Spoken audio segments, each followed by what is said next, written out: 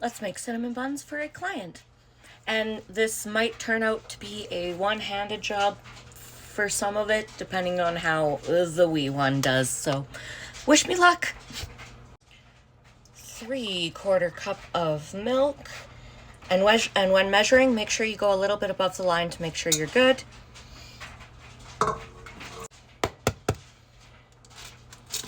2 eggs right into the milk. 1/4 cup of sugar. And give it a little bit of a whisk. Next, you're going to add all of your dry ingredients. A teaspoon and a half of salt. 2.5 teaspoons of yeast. 3.5 cups of flour.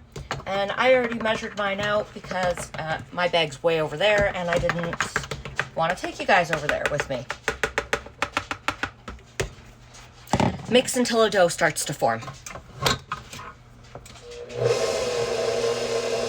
I use a dough hook. I almost forgot an important piece of this, and that is your sourdough discard. So that goes right in as well.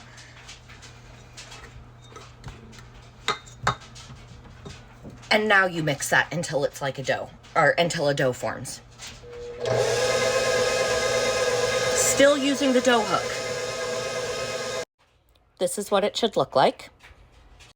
Now you'll need 1/4 cup of butter, which you're going to cut into 4 squares, because that makes 4 tablespoons, because 4 tablespoons equals 1/4 cup of butter. Remember that. That's a good tip.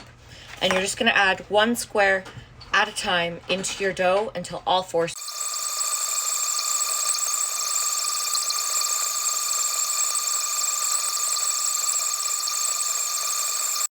This is what it'll look like after this step. Now you're going to cover it just loosely like that and let it sit for 15 minutes, and when we come back we'll do some more kneading.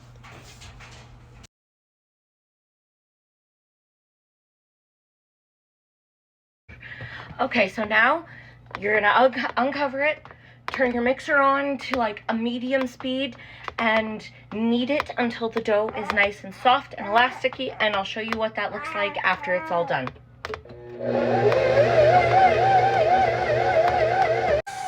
I forgot to mention too, you're going to want to preheat your oven to the lowest temperature it can go. So in this case, mine is 175.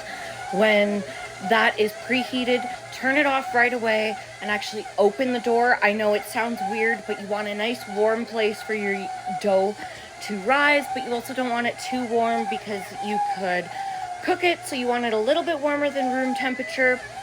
Sometimes just putting on the oven light is enough. In my case, I have a bit of a chillier house, so I have to do it this way. So it turns out my dough is actually a little bit sticky. So as you can see, I've added just a little handful of flour around the edges just to help it so that the stickiness will go away and it gets to the consistency that we want. So this is what it looks like when it's done. And to tell, sorry about the noise, my baby's teething. And to tell, you just take a pinch, pull on it, and you see how it springs back. Sorry about the bouncing. That's how you know it's done. So the next step is to, of course, get it off the dough hook. Keep it in that bowl. Peel it away from the sides because you want to take it into your hand. Get anything that might be stuck the best that you can. Turn it into, just do this with your hands, right? It's going to feel sticky, but it should come off. If it sticks to your hands, you need to add a little bit of flour. But if it doesn't, and it still feels sticky, but it doesn't stick to you, that's how you know it's done. So you want to form it into a ball like this. So you just take the dough with your hands, right? And tuck all the edges underneath. And this is what it'll look like. Okay, nice ball. Next, take your oil. In this case, I'm being easy, and I'm using a spray-on avocado oil. avocado oil because it's one of the most neutral oils you can use. And to be honest, I don't like canola or vegetable oil. Oops. So this is what I use.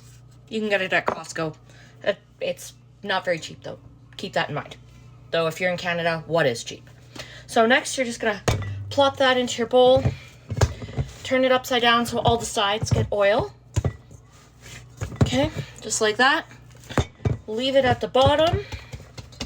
Take that cloth, whoops, you used earlier, cover it, and pop it into your warmed oven or the oven with the light on for 1 hour or until the dough has doubled in size.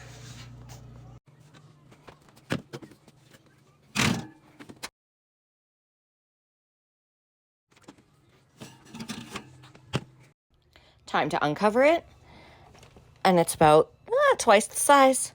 Give it a little push. The indent stays. It's good to go. Now we're going to roll it out. Lightly flour your counter as well as your rolling pin, and use the leftover to help you get it out of to get your dough out of the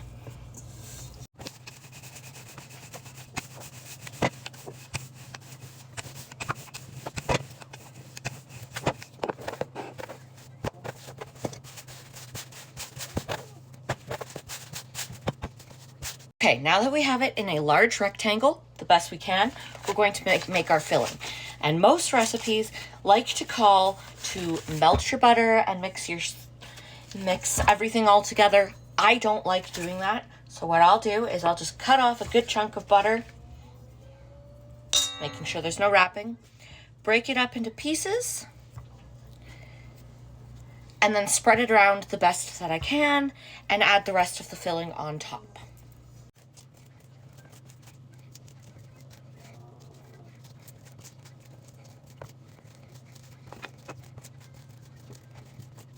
Now some brown sugar, and you just want to spread that all over. If you have to, use your hand. It'll stick beautifully with the butter. This is part of the reason as to why I don't actually melt my butter, because I find it spreads easier when it is not melted. And now a hefty dose of cinnamon that I just sprinkle on all good. Yes, you're gonna make a mess. It is what it is. Okay? It is what it is. Clean it up after. Same thing with the sugar. Take your hand and just spread it all around so it's all nice and even. If you need to, add some more. It's cinnamon buns. It's not like you're gonna have too much cinnamon in it, right? Now you're just gonna roll all this up as tight as you possibly can to form your nice cinnamon buns. Well, a log of cinnamon bun, I should say.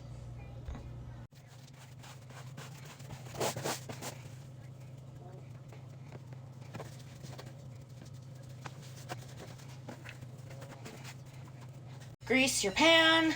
You don't want it sticking with all that sugar. Cut into 9 to 12 pieces and put in your pan, cover, and let rise for 45 minutes.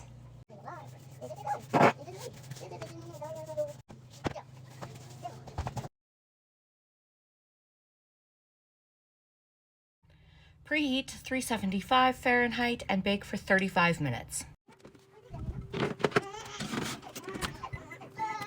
And there you have the cinnamon buns. Come back tomorrow for the cream cheese icing that I'm going to make to go on top of them.